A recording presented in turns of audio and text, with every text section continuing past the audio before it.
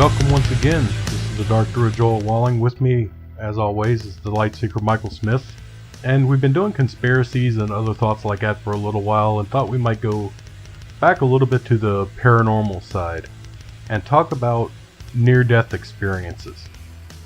Now, it's something that we both kind of feel strongly about, and especially the experiences afterwards. Because what a few people don't, well, a lot of people listening to this don't know, and even a few people in my everyday life, is that actually I died in the year 2000.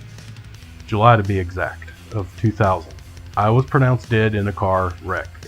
Another vehicle was traveling at about 70 miles an hour and hit directly on the passenger side of where I was sitting. My first memories, I don't remember the accident at all. I don't really remember anything from that. The first memory I have is I start to come to, and the paramedic or firefighter that was there goes, "Holy crap, he's waking up, he's waking up. Hey buddy, I thought you were gone. I couldn't find a pulse." Now, this is a trained professional, and he literally told me I had no pulse. I was not breathing. He told me he could not find any breath sounds or anything like that. I did not have a pulse. They checked my neck, they checked my wrist. Shortly after hearing this, as I'm talking to him and he's asking me what the date is, who the president is, where am I, why was I there, what's my name, the standard concussion test questions, I hear another paramedic come up and go, "We're here to pick up the body." He proceeds to look at that paramedic and go, "The body is talking right now." At which time that man looks like somebody walked right up and kicked him in the groin. He turns around with his eyes huge, looks at his partner and says, "That's the body talking right now. He's alive."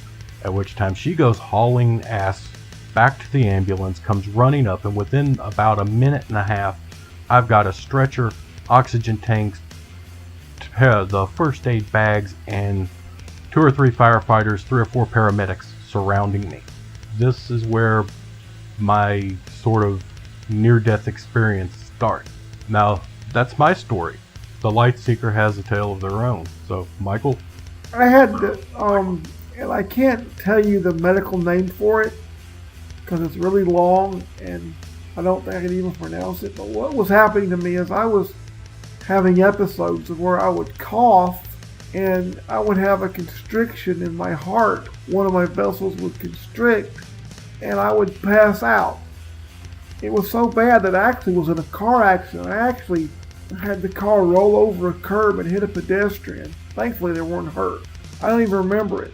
Well, I wound up, after that, I went to the hospital and they were doing a bunch of tests. They took me down for an EEG, which is a brainwave test. They thought I was having seizures.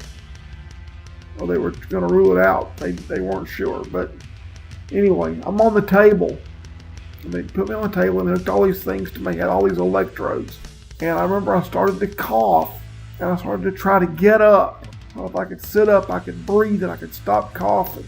And I started to try to sit up and I don't remember anything else except vaguely seeing myself on the table for just a split second.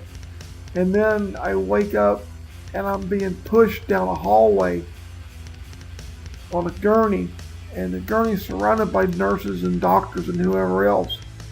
It's like in one of the movies, you know, where you see them all running down the hall pushing the stretcher. Well, that's when I came to, just enough to know I could see the lights over my head and the sensation of moving really fast down this hallway and people pushing me to somewhere. And I woke up, and when I came fully to, I was back in my room. I don't know how long I'd been out, but they had said that we had to call a code blue on you and we had to work you. I guess my heart had stopped and the technician had started CPR. And I don't know how long I was gone for. And that was back in, I'm wanting to say it was probably 85 or 86. I don't remember exactly. But ever since then, I've had strange things happen. And that's kind of what we're going to talk about. We both had things happen. So I'm going to get, that's my, in a nutshell. I'm going to get back to the Druid now and let him give you some more details.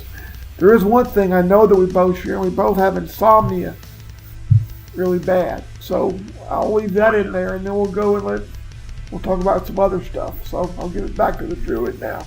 Well, this one's running in at about 5 to 6 minutes, so I say that'll be part 1, because there's a lot of information we want to cover and a lot of things we want to get into.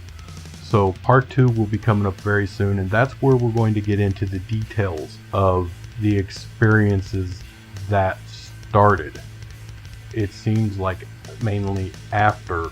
I don't know. If you're not breathing, there is no pulse. They have to do CPR to bring you back. They probably have to use a defibrillator. And I was in a car wreck. I didn't have anything. I was not told I had anything done to me. They basically called me DOA. I was dead on arrival. But if those things, I guess really calling them a near-death experience wouldn't be right, because near death would mean you almost died. If they have to do CPR and they have to defibrillate you and you're not breathing and you don't have a heartbeat, you didn't nearly die, you died. So part 2 will be coming out very soon, and we will cover and hopefully get some feedback and some experiences from our listeners of what maybe they've happened if this has happened to them. So until then, this is the Dark Druid Joel Walling. With me again is the Lightseeker Michael Smith, and we'll see you soon.